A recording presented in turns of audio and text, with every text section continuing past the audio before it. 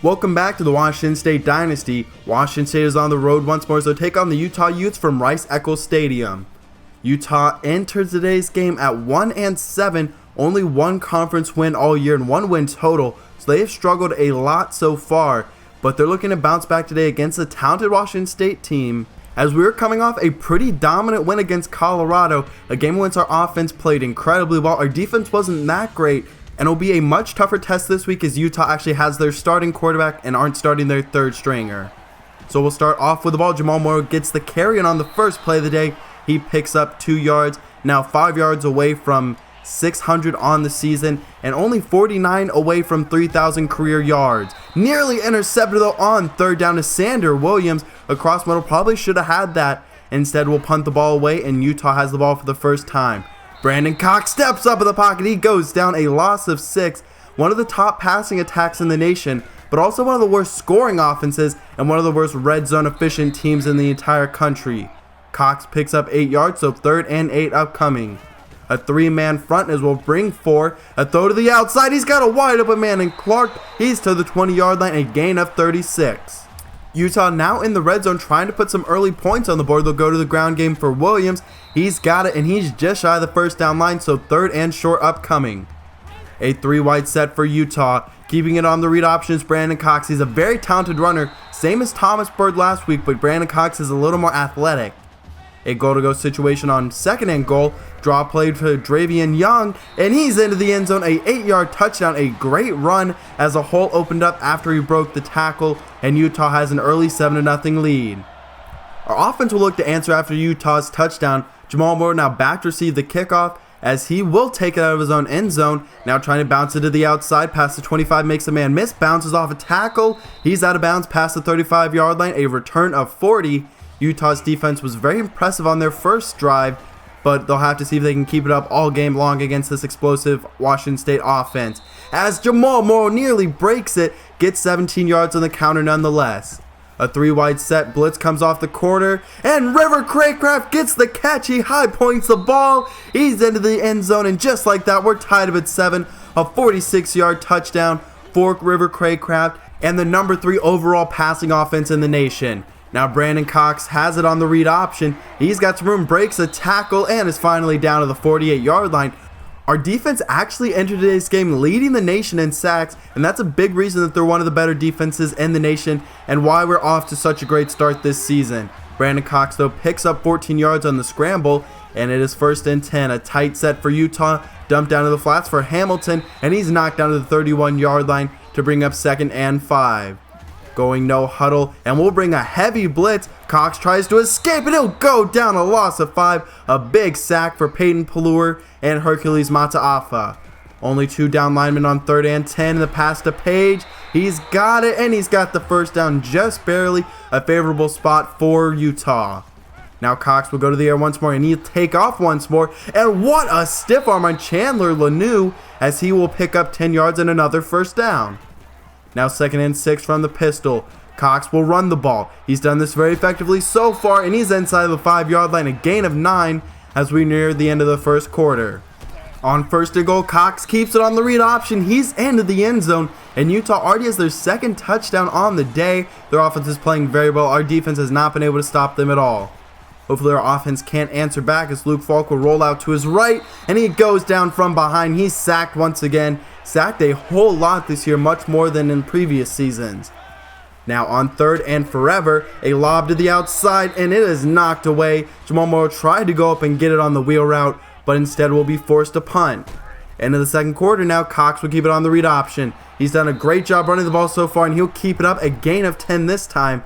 We've got to do a better job of containing him.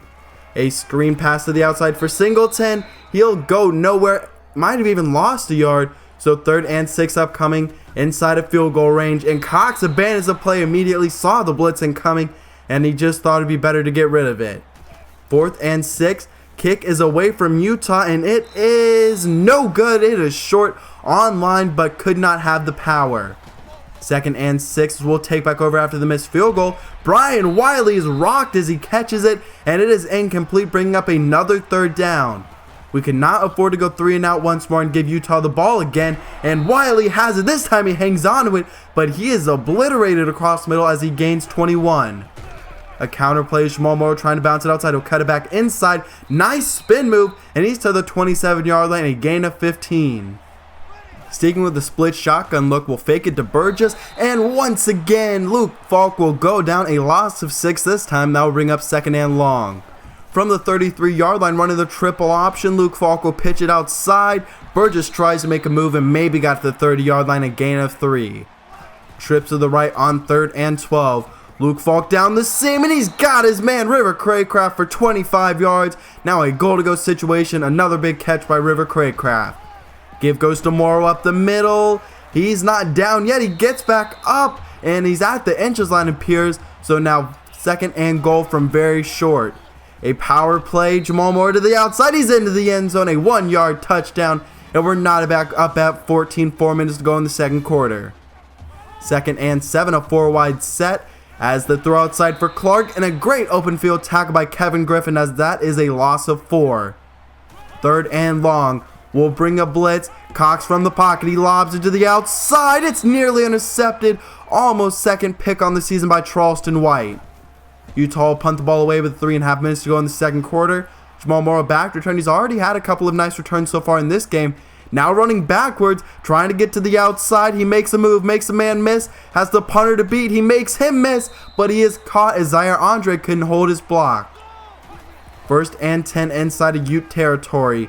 A throw to the outside, and Wiley's got it. He's down at the 16-yard line, a gain of 21. Nice catch, and he holds on to that one. Man in motion is LaRue. A blatant face mask on Utah. Luke Falk is calling for it. It looks like he will get it. The penalty is a face mask, so tack on half the distance to the goal. Now inside of the 10-yard line, split shotgun look. Luke Falk is hit. He'll go down. Had Avery Burgess coming open on the wheel route, but couldn't get the pass away. Now from the shotgun still. Give goes more to the outside. He's got room. He's into the end zone. Touchdown. 17 yards for Jamal Morrow. Now over 600 yards on the season and 3,000 in his career. Utah has 2 minutes to answer back as a throw across the middle. That's a good way to get this drive started. A 1st down to midfield, a gain of 21 for Mark Clark. Now a 5-wide empty set as Cox across the middle on the dump down to Hamilton. He's got it, and more, a gain of 10 and another 1st down. Very efficient drive so far for Utah, as sticking with the empty set, a throw to the outside for Smith. He's got it. Nice job of keeping a foot in bounds on the catch. Might have had 2 down. 2nd and 8. Cox will scramble. Man in pursuit is Hercules Malaafa. He'll bring him down to the 12-yard line, so 3rd and 2 upcoming. Utah in obvious field goal range, but they definitely want to get a touchdown, and they don't get it as Raylon Singleton drops the pass. Might have heard the footsteps of Charleston White, as we will go into halftime with a 4-point lead as Utah did tack on the field goal. So you're looking at the stats now. Utah much more efficient on offense, but we've had the big plays, and hopefully we can continue the explosiveness in the 2nd half. Utah will start with the ball to open the 3rd quarter, as dropping back is Brandon Cox. He tries to escape the pocket. He makes one man miss, can't get away from the 2nd. He's brought down to the 24-yard line. Nice job by Peyton Pallure. Cox will throw as he goes to the outside for Singleton. He's got his man. He breaks the tackle. Now 1 man to beat to the 20. 15. White takes a bad angle, and all the way for Raylon Singleton. Touchdown Utah, and they're now back on top of the 3-point lead. Our offense will look to answer back, starting off with a 5-wide set. Luke Falk steps on the pocket, trying to get outside, and he will take off. Ends up as a gain of 5. Nice play. Luke Falk not the fastest guy, but he is very shifty. Now on the triple option, pitch outside for River Craycraft. He's got some room, and he breaks the tackle, spins forward just shy of midfield to the 49-yard line. Into the full house set. Morrow gets the carry up the middle. He goes for 7 yards, actually make that 8, so 2nd and short upcoming. A 3-wide set from the shotgun, sweep outside for Morrow, into the open field, tries to extend it to the sideline. He does, makes a move, and he's inside of the 30-yard line as our rushing offense is picking it up a little bit in the 2nd half. Jamal Morrow always very good. Falk takes his shot on 1st and 10, and it's caught by Richie Wiley. 27-yard touchdown for the redshirt sophomore, his 3rd touchdown on the season, and over 1,000 career receiving yards. Cox on the screen pass to the outside. It's intercepted by Charleston White. He'll break a tackle. He's got one man to beat, racing for the end zone. He dives and touchdown Washington State. And just like that, another score, and we've got an 11-point lead. We've been very explosive and scored in a lot of spurts this year and quickly put points on the board and make teams rush against us. One of the reasons that we do so well and have done so well this season. After the failed screen pass, they'll try another one. Williams has it, and he goes backwards once again, so another loss, and that will bring up 3rd and long. So on 3rd and 14, a 3-wide set. Cox moving in the pocket, he goes down. Greg Hoyt in on the sack, and for as good as he's been this year, that's actually his first sack in the entire season. From the split shotgun, give goes outside for Corey Washington, and he maybe got a yard. So 3rd down upcoming, a 3-wide set.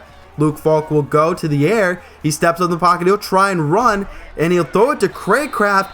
And luckily, that looks like a face mask, so that should be 15 yards. He was not going to get the first down without that face mask, so that was very lucky. 2nd and 8 from the full house set. Running the triple option. Luke Falk will keep it. He's got some room ahead of him, and he will score. Luke Falk from 19 yards out, his 5th rushing touchdown on the season, and 23rd total touchdown on the season. A man in motion, going with a play action now, a swing pass to Raylon Singleton. He's got nowhere to go as Peyton Plur stayed home in an excellent job recognizing the pass. On 2nd and 10, time to set up the screen pass, and once again, he goes down. This time it's Daniel Akiwale, the former defensive end, making a big play defensive tackle. Setting up a screen pass on 3rd and 19. It's not been effective all day, and it's not effective that time. A loss of 4, so Utah will punt on 4th and 23. Now with such a big lead, we can start to run some clock as Avery Burgess will pick up 8 yards. With Jamal Morrow graduating this season, Burgess could be one of the options for running back in the future, and he's definitely showed some nice flashes so far this season. He gets the pitch and he'll go for 12 yards, another nice run, his 3rd on the day. Sticking with the full house as Keith Harrington will check in the game. Has not played very much so far this season, and he loses the ball, a poor pitch. Harrington could not get it, as Utah will take over with an 18-point deficit. Into the 4th quarter, and down goes Cox. He will lose 11 yards. Hercules Mataafa with his 1st sack on the day. Cox will go to the air. He throws it. He's got his man Raylon Singleton, the tall, lanky wide receiver, goes for 18 yards and a 1st down. It is a 3-score game, so Utah's got to work quickly. Now into the swing pass to the outside, and going nowhere is Tavares Wilson. Nice play by Brian Wiley. Both Wileys have actually made some nice plays this week. A throw to the outside, and no, he can't catch it. Clark with a huge drop down the sideline. That would have been a big play for the 1st down. Utah will go for it though on 4th and 11, and Rutledge drops that one. So Cox with a couple of nice throws, but his receivers do nothing to help him out. 6:40 to go in the game. Just got to continue to grind out the clock as Burgess will go for 4 yards. A nice gain to start off this drive. Sticking with the full house set, Chapman gets the carry. He had a nice run last week. Not much there, as he'll get 4 on that run.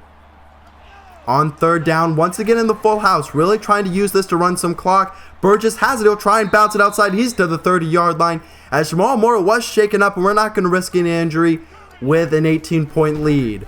Another triple option. Hopefully this one can be a little more successful than our last one. The pitch to Chapman. He's got some room, and the fullback will rumble into the end zone. A 31-yard touchdown for Kevin Chapman. Has not got nearly as many touches as he has the last 2 years, but he has made the most of it the last 2 weeks. 1st and 10, the screen pass once again. Our defense is flying around, swarming. Daniel Akiwale with his 2nd sack on the day. Bringing a 4-man blitz. Cox will step up. He's got some room to scramble, and the ball is out. It's recovered by Jesse Shaw, and we're once again in good position to put some more points on the board. We'll come back out in the full house set. It's been very effective so far today. Nice juke move, spin move combo by Avery Burgess. He's to the 12-yard line, looking like Jamal Morrow out there. Keith Harrington and Corey Washington in the game. Another 2 options for running back next year with Jamal Morrow's graduation. Corey Washington picks up 3 yards. 2nd and 7 as Burgess will check back into the game. Nice spin move by Washington. He's into the end zone. His 3rd touchdown on the season. He came into today's game averaging over 10 yards a carry, and he's done very well for himself. Moving ahead in the game now, 2 seconds left. Gore into the game as Brandon Cox was hurt. Clark has it on 4th and 10. He can't get it. He had to come back for the ball, and that will do it. So a 32-point victory for the Washington State Cougars. Luke Falk is your player of the game. 3 touchdowns. did not really put up that much yardage, but didn't have to do very much, as a lot of the game we had very good field position and we capitalized when we had it. So 7 for 13 for Luke Falk, 2 touchdowns, did get sacked 4 times. Shimomo 89 yards rushing, Burgess had 48, Chapman had 37 on that one nice 31-yard touchdown run, and Corey Washington 4 for 15. Only 3 receivers actually caught a pass in this game, as Richie Riley, River Craycraft both caught 3. Our defense was swarming the entire game, a bunch of sacks. We had 7 sacks in the day, a lot of negative plays for Utah, as like I said, our defense was just getting into the backfield and making big plays. But we will go ahead and head into our Week 11 bye week, and then we have a big matchup in Week 12. We take on Oregon on the road. They've been one of our toughest teams along with Washington, and we will play them 2 of our last 3 games, as we will stick with this little stretch we've had the last couple of years where we play Oregon, Oregon State, and Washington in the last 3 weeks of the season. Oregon not quite as good this year though. They already have 4 losses on the season, but they are still much in play for the Pac-12 championship game. A lot of their struggles though have been due to a lack of quarterback play, as they've struggled with injuries and just have not thrown the ball very much, as Royce Freeman has been a big part of their offense. Now we look at the North, it's basically a 3-team race right now with Washington State, Oregon, and Stanford. Stanford has already played all but one of their Pac-12 games, so that should play somewhat of a role in this race.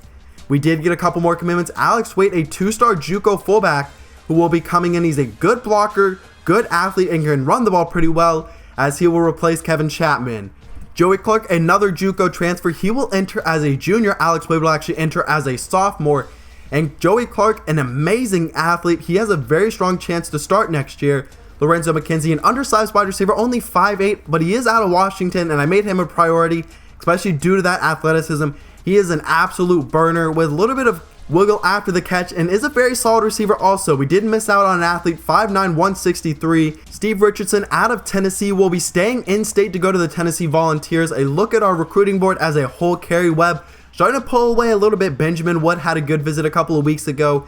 Chris Fuller, a tight battle with us in Kentucky. Patrick Cole was trying to pull away, one of the top prospects in this entire class. But this is a very important game. Oregon, like I said, is at 5-4. But they will be at home for this game, and you can never underestimate the Ducks, especially with their explosive offense. But like I said, I hope you did enjoy. If you did, please leave a like down below. Leave your comments on our recruiting class in this upcoming matchup against Oregon, and what are your expectations for this game. I will see you in Week 12 at Autzen Stadium, 'cause I'm out.